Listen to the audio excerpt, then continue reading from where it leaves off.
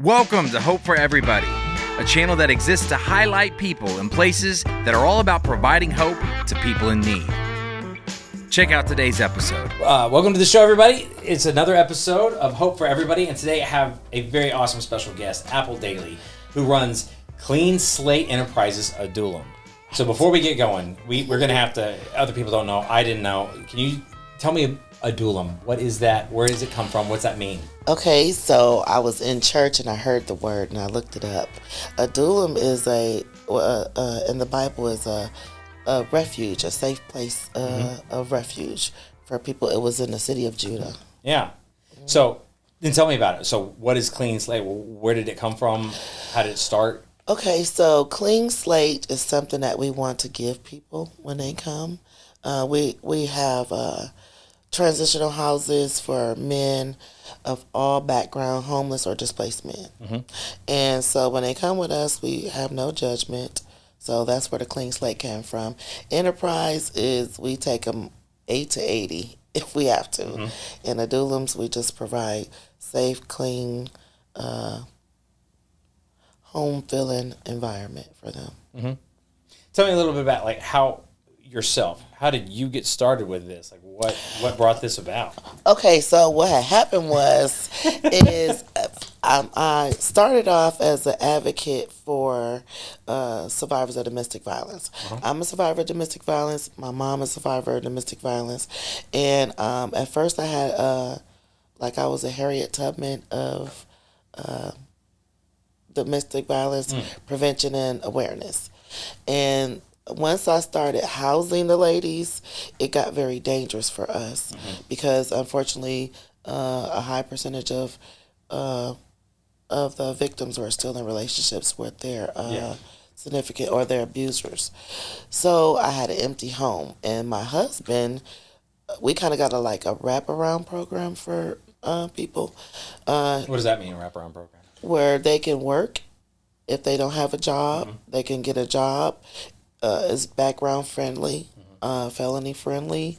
So he had some guys that was there, and they didn't. They were working for him, and they didn't have a place to stay. And my husband, with his big heart, he was letting them sleep in the office. He was letting them sleep in the back of the factory or whatever. Then I said, "Well, honey, you know what? Why don't they just use this house?" And that's how we got started. Really? We didn't realize how many people that were working, or how many men that were working, and some of them were on fixed incomes. They didn't have a place to stay. They couldn't afford anything, especially when things got expensive in Texas. Yeah. So from there, it went from... So it's kind of like when I say wraparound program, they work for my husband and then they can live with us. Yeah. Or live in one of our houses. But you don't have to work there to live there. And once we started with one person, the word just traveled. Yeah. And now we have several houses with several family members, extended family members. Yeah. No, I love that, because a lot of people see a problem and it's just really easy to be like, well, somebody out there will fix it, or we'll just throw money at some charity or something maybe and they'll fix it. And you didn't do that. You saw the need right there, and you were just like, hey, here, let's solve this need right now and start this. And then it opened the gates for you. Yeah, we depleted our own. We spent our own money getting started. We maxed out all our credit cards. We did everything just to make sure. But I'm a firm believer that, we provide things for other people. God will provide for us. So that's how things got started. And I love it. These guys have become our family members. Some of them we try to transition to move to maybe low-income places. They stay with us until they get on a waiting list, but the waiting list is 2 or 3 years. Yeah. But some of them was able to transition, but the rest of them they don't want to go. Yeah. They don't want to leave because you built community and family almost there. Yeah. So, yeah, but nobody wants to leave that. Yeah. And then too, it's okay, so this is my big issue. It's we have our mayors, our governors, and things like that, and they want to do something about homelessness. But it's okay, you're not building affordable housing for people. Some of these people, they've worked all their lives. They got, but they did minimum wage jobs. They may have stayed on the job for 20, 30 years, and their Social Security check is, not enough to afford the rent, plus the lights, plus the have a phone and food. Yeah, for sure. So it's like, well, how do you expect people to live or make it? And they only have a certain amount of money. So with us, everything is affordable. They get all of their all their basic necessities met for a very low monthly fee.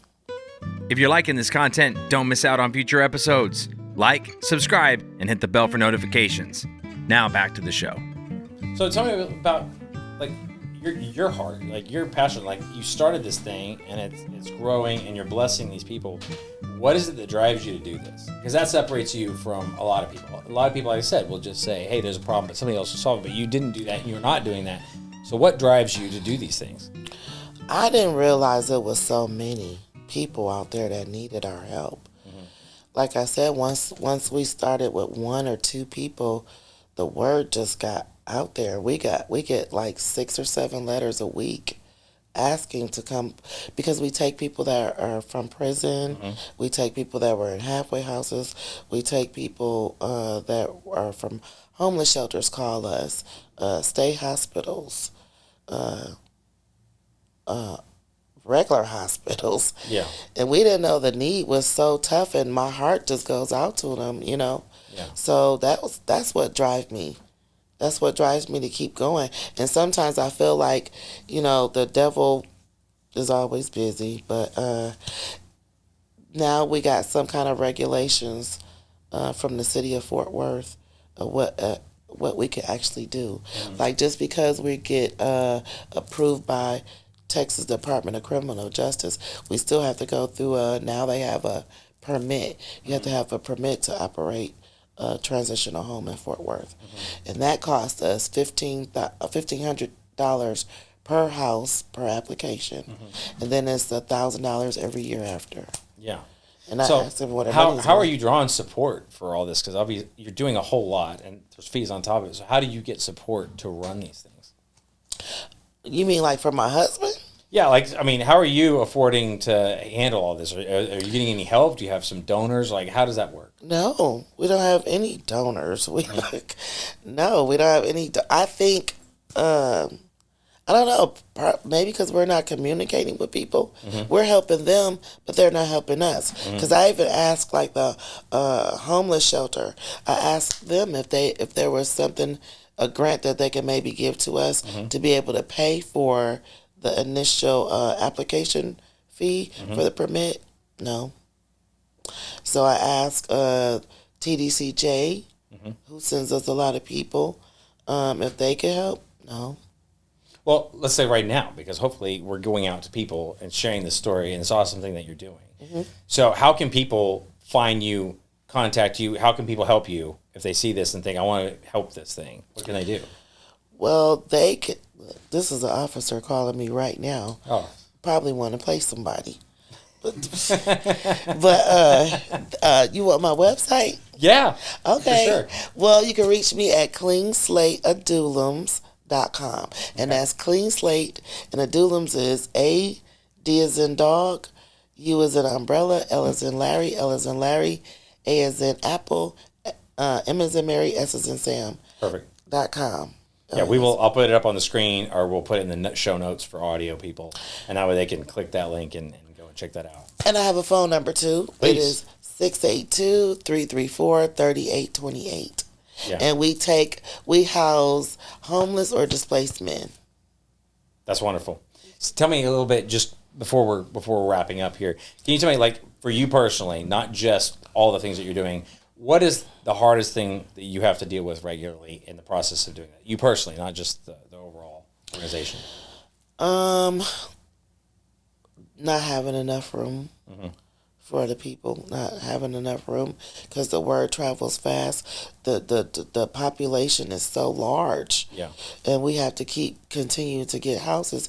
And sometimes property owners or city officials they don't want us to do this, but you're not doing anything about it.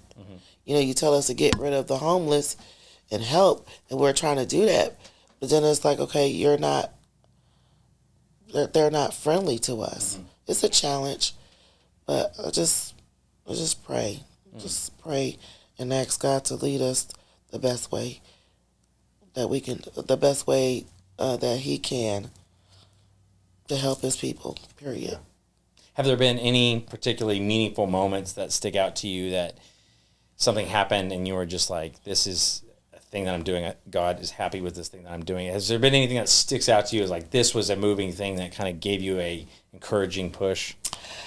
Okay, so there was this one guy who was in a state hospital for 12 years. He could have been released 5 years ago, but they could not find a group home or a transitional home that would take him without income. And so I said, we'll take him.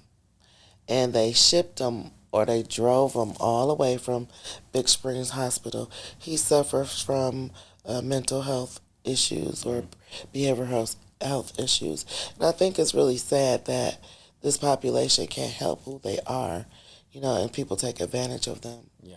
So he got there, let's say the 18th of June. July the 2nd, he was having emergency surgery. He kept complaining to me about his stomach hurting. And I said, well, I'm going to take you to the emergency. I can't just sit here, you know, let you hurt like that. So I took him to the emergency, and I have a little puppy, and I was taking her back to the house while he was in triage. And before I can get back, they called me and told me that they was taking him up for emergency surgery. At that time, I didn't have power of attorney over him, so he signed himself to do it.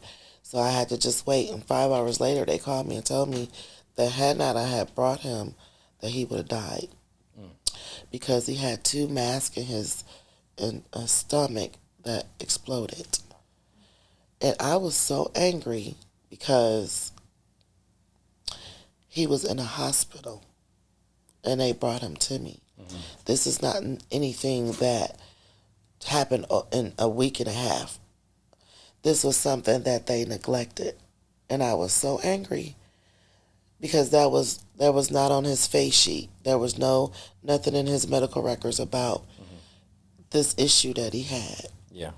And right then and there, I said, I know this was God, because I just said, okay, we'll take him. And if I hadn't taken him to the hospital, he would have died. People was praising me for doing that, but I was just thinking about the neglect. Yeah. You know, I was just thinking about how they neglected him, the negligence.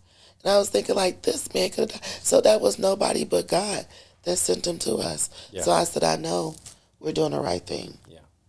No, I love that. And I think, I mean, it's so obvious that you're doing the right thing, because it is the story of Jesus. He leaves the 99 to go for the one that is lost and abandoned and neglected. Amen. And so you're actually doing that out. And, you know, I think that if people want to see, you know, actual love in this world, you're not going to see love outside of that kind of love. Like, that is the greatest kind of love. And like you said, like, you did this thing, and had you not been there, he probably would have died. And so, like, it's a testimony for everyone to watch and say, hey, you know, be more like Apple. Look for these people. There's so many people. You can't keep up. Even if we gave you all the money and you had all the money everywhere, you still would not be able to keep up with the amount of people that are out there needing stuff right now. And he has nobody. His mom is gone. His father's gone. He really don't remember his sisters, but I've looked at him. I've used all my little cheat codes. You know how Moses' mother got to take care of him? Yeah. I do stuff like that, you know. Yeah. So I was looking for everything, trying to find his family. He has nobody. We're all he have. Yeah. All he has. And I was just thinking, like, you know, okay, God, we'll keep going. We'll keep going. And he's challenging. He's challenging because of his, you know, behavioral health issues, but we love him. He's not going anywhere. Yeah. We're going to protect him. We're going to care for him, and that's it. That's wonderful. Well, Apple, thank you so much for coming on and sharing this. And I just want to encourage everybody who watches this, please look up Clean Slate Enterprises, Adullam's and help, because clearly what you're doing is an amazing thing, and I want to support. That's what this whole show is about, is sharing hope for everybody, and you are providing that, and so we want to get behind that and support it as much as possible. So please look that up and do that, and just thank you so much for everything that you're doing. It is the work that you seem like it goes unnoticed, but God sees all of it, right? Thank you so much. I appreciate you. That's the show today, and please subscribe and look out for the next episode. We've reached the end of today's episode of Hope for Everybody. If you'd like to be a part of the show and tell us your story, please visit us online at hopeforeverybody.org.